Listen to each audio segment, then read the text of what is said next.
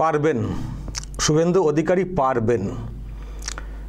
যে ভিডিও দেখতে পাচ্ছি, যেভাবে ওনাকে দেখে স্লোগান দেওয়া হয়েছে, কালো পতাকা বা যেসব আর কি করা হয়েছে বা আটকানোর চেষ্টা হয়েছে, তারপরেও শুভেন্দু অধিকারী গাড়ি থেকে নেমে যেটা করেছেন বা নিজের সাহসটা যেটা দেখিয়েছেন, এতে প্রমাণ হয় যে হ্যাঁ, শুভেন্দু অধিকারী পারবেন, এই শাসককে উৎখাত করতে পারবেন, মমতা ব্যানার্জিকে প্রাক্তন করতে পারবেন। এবং যেখানে গেছেন বিমান বন্দ্যোপাধ্যায়, স্পিকার বিধানসভার, অনেক সময় অনেকে বলতে লজ্জাও পান যে উনি একজন স্পিকার, তার কেন্দ্রে উনি কিন্তু সাহসটা দেখিয়ে এসছেন। আর উনি ওখানে মিছিল করবেন আগে থেকেই বলেছিলেন। তার জন্য ওনাকে আটকাতে এত চেষ্টা, এত ভয় স্পিকারের। হ্যাঁ, শুভেন্দু অধিকারীকে বিধানসভা থেকে সাসপেন্ড করার ক্ষেত্রে তো খুব সাহস, স্পিকারের খুব সাহস, কথায় কথায় শুভেন্দু অধিকারী সাসপেন্ডেড।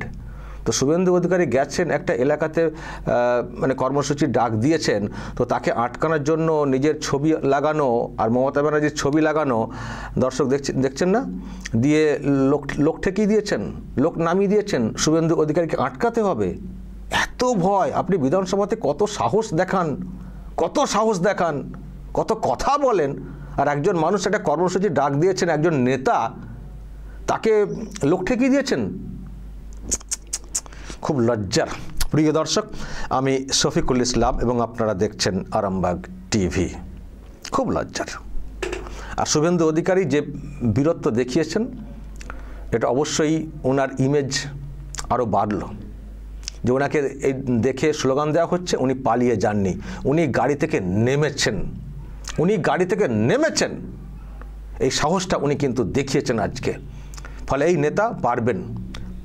এই ডাকাবুকোর নেতাই প্রয়োজন রয়েছে এই বাংলাতে, প্রয়োজন রয়েছে। এত ভয় শুভেন্দু অধিকারীকে, উল্টো পাল্টা বলে দমানোর চেষ্টা, ওইসব খায় এখন রাজ্যের মানুষ। শাসক দল হয়েছেন, গোটা কয়েক লোককে নামিয়ে দিয়েছেন। কোথায় সমর্থন আপনাদের? গোটা কয়েক লোককে নামিয়ে দিয়েছেন। শুভেন্দু অধিকারী আসছেন, তার বিরুদ্ধে স্লোগান দিতে হবে। হ্যাঁ, এখানে এত ভীরুতা কেন? এত ভীত কেন? স্পিকারের সাহস হয়নি যে না, তোমরা কেউ আমার কেন্দ্রে এসব করবে না, এটা আমার ইমেজে কালি লাগবে যে আমি ভয় পাচ্ছি? কেন সেই সাহসটা হয়নি বলতে? সত্যি তাহলে ভয় পেয়েছেন? শুভেন্দুকে আটকাতে হবে। শুভেন্দু অধিকারী যেহেতু বলেছেন যে স্পিকারকে প্রাক্তন করে ছাড়বো, সেই ভয় ঢুকে গেছে স্পিকারের। কি স্পিকার হয়েছেন? ওই রকম একটা পদ পেয়েছেন, সেখানে আপনাকে এইসব করতে হচ্ছে, আপনার কেন্দ্রে এইসব করতে হচ্ছে। এখানেই তো প্রমাণ হয় যে আপনি তার মানে বিধানসভাটাকে কীভাবে চালাচ্ছেন। আপনার মধ্যেও সেই সাহসটা নেই, আমি জিতবো, বা যে যা করছেন করুন, মিছিল কোনো ব্যাপার নেই, করতে পারেন, তার অধিকার, কিন্তু আমার কিছু যায় আসে না, সেই সাহসটা নেই। তার মানে ভয় পাচ্ছেন।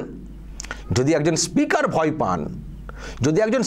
ভয় পান, তাহলে তো বুঝতে হবে এই তৃণমূল কংগ্রেসের ইমেজটা কোন জায়গাতে নেমে গেছে। যদি স্পিকার ভয় পান তার কেন্দ্রে, তার এলাকায় যদি তার ছবি নিয়ে যদি কালো পতাকা দেখানো হয় বিরোধী দলনেতাকে, তার মানে এই অংশে বিরোধী দলনেতা উনি হচ্ছেন শের, আর যার ছবি নিয়ে ওখানে চলছে প্রতিবাদ, তিনি হচ্ছেন কি? নিশ্চয় দর্শক আপনারা কমেন্টে বলবেন। খুব লজ্জার। এইভাবে আটকাতে পারবেন? এইভাবে শুভেন্দু অধিকারীকে আটকাতে পারবেন আপনারা?